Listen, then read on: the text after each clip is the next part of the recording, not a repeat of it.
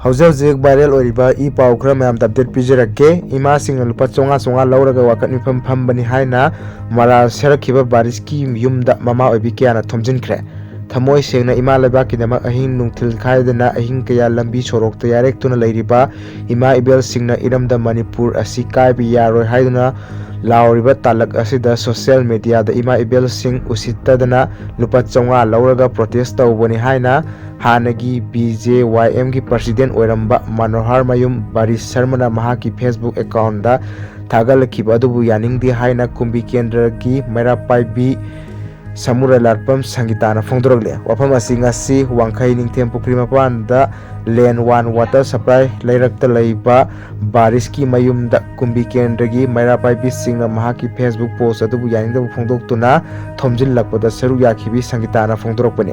miyam thomjinlakpa aduga mari leinana sangitana makhatana hai tholiba lan asina maram oiduna tumba chaba khangdana ahing yarektuna thaudang kaya loriba imasing asida lupa chonga louraga wakat miphm phambi haina mara siragliba asi yamna laibak thibani loinana mama oibasing thamoi yamna songai oi haiki mana makhatana hai Manipur bu thamoi sengna nungsiba oirabadi aduguma wahai wata adu haifam thokte mahakna tasengna yamna ngamba oirabadi lanjena duna leiribasing asi mayumda hanjal hanbiyu Manipur kannaba hotnabada angamba thaudang ima ibel singbu paisa na leiduna chatpagi maongda ngangliba du soigre haiduna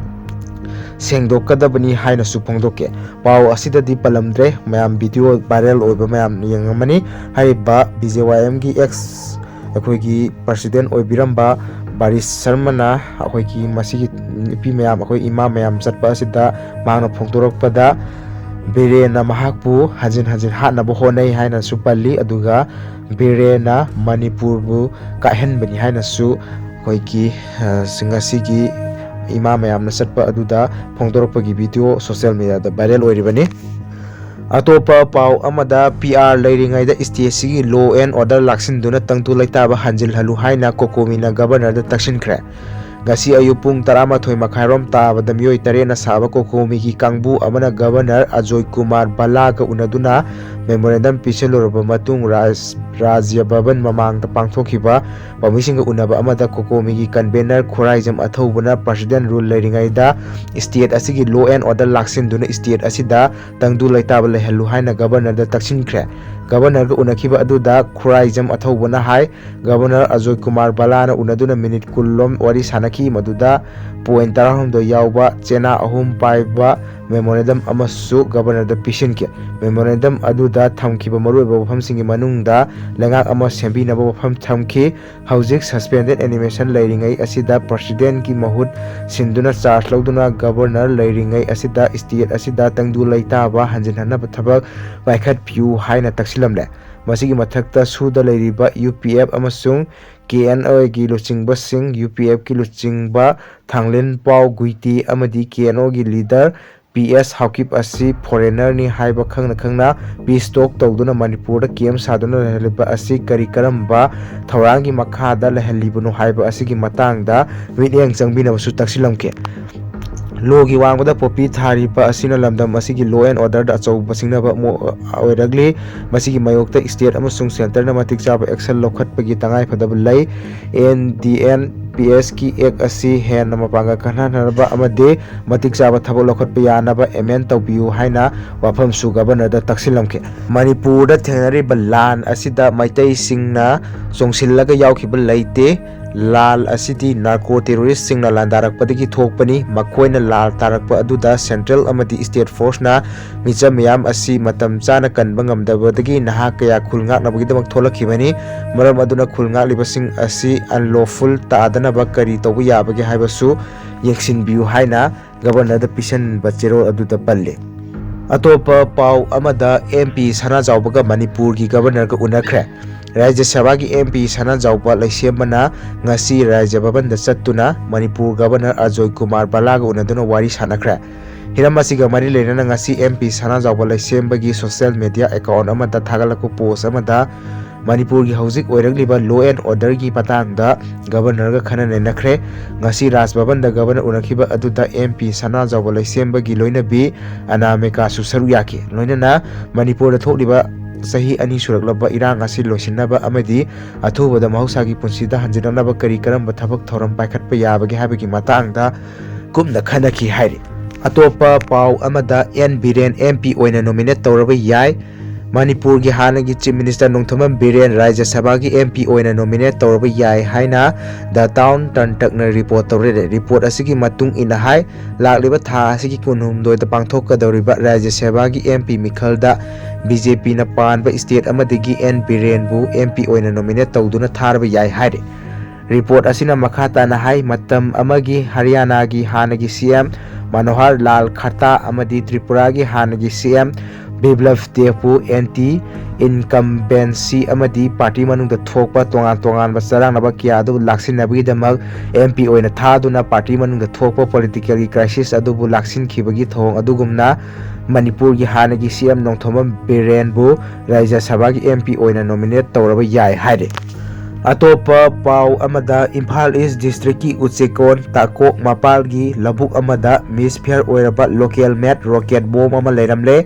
State Bomb Detection and Disposal Squad na asoy angam yaudana Thomjinkhre haire atopa pau amada passport yaudana changlakpa pitop sing sahi manga jail da thamnabagi bill puthokadawri pitop changlakpa ngallingai da thinglamlabadi irang asi thoklam loidabani Biren passport yaudana India da lo na yadaba moong changsilakpa mitop sing Lupa lakh manga gi fine thiannaba amadi chahi manga phawba kaisum sangda thamnabagi bill ama Lok Sabha da puthoknaba sem sare haire agency gi pau asina hai nauna puthokodoriba bill asigi maming Immigration and Foreigner Bill 2025 kawi masina passport amadi visa yaudana laibak asida changsilakpa mitop sing gi mathakta pankriba chairak sing asi pigadoribani loinana semdok sadoklaba passport visa amadi atai atopa document sing sizinaraga laibak asida lakpa mitop singbuna Lupa lakh amadagi lakh tara phawba fine oina thiannaba amadi chahi ani dagi chahi taret phawba kaisum sangda thamnabagi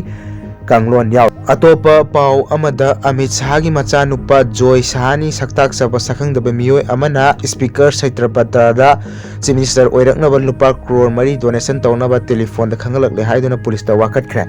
Imphal Police Station na Bartia near Sanhita BNS ki section 31843192 gi makhada case FIR number 532/2025 register tawduna lawkhatkre chaliba tha asigi tara gi ayuk pugi pung tara mathoi degi tara thoi suba Manipur Legislative Assembly gi tare suba amasung chaliba anauba sahi sigina ahan ba miphm oiduna Governor Ajoy Kumar Balana address piduna hawdokani thorangla ba session asi hawgadaba no mawali tha asigi mapan gi nungthilda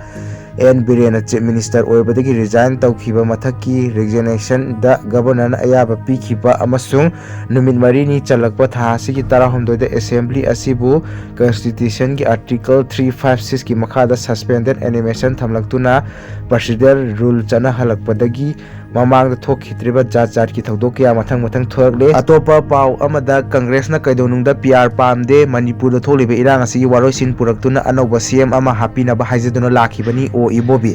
Center lengana Manipur da PR amadi Manipur Legislative Assembly suspended animation thamlakhiba ase lamdam asigi miyambu second class citizen oina khanbaga loinana center lengana tawningbada tawba yai haibadu utpaga chap manai Congress na kaidongai da Manipur da PR tham pamde Manipur da tholibe irang asigi waroisin puraktuna anoba CM hapina ba haijaduna lakhibani haina Congress Legislature Party CLP gi luchingba o ibobina haikhre wafam asi ngasi nungthil Congress Bhavan da paumisinga unaba amada mangna phongdokhi